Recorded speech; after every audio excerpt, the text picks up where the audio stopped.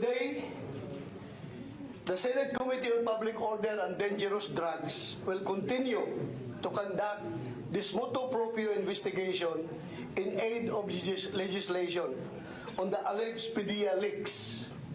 Muli, gusto ko itong bigyang diin. Ang investigasyon na ito ay in aid of legislation. Hindi ito investigation in aid of persecution. Your Senate, including this committee, investigates for the purpose of shedding light on policy gaps, administrative as well legislative. May mga pagkukulang ba sa batas? Paano natin matutugunan ang mga pagkukulang na ito? I will be the first to proudly say, we are not here to feed anyone's hunger for the entertaining and the sensational. Kung showbiz at chismis ang hanap ninyo, hindi niyo po iyan makukuha sa Senado.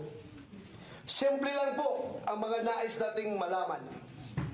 Gusto natin malaman sa ating investigasyon kung paano na ang confidential documents, classified documents, na dapat ay nasa pangangalaga ng ahensya ng gobyerno ay napunta sa kamay ng private citizens.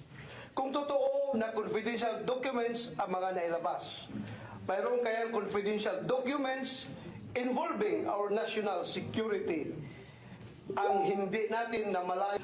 Gusto rin nating bigyang linaw sa likod ng mga alleged PDEA leak documents.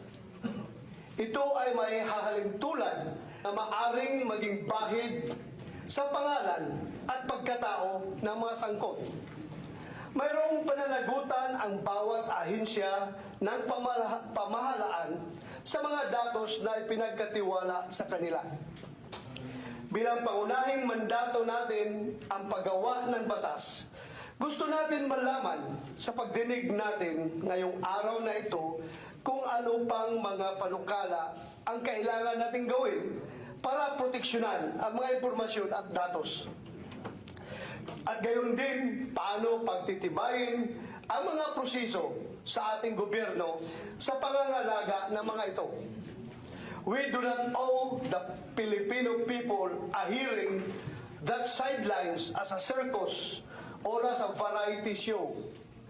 We owe them instead a process marked by integrity, respect for due process, and a commitment to justice.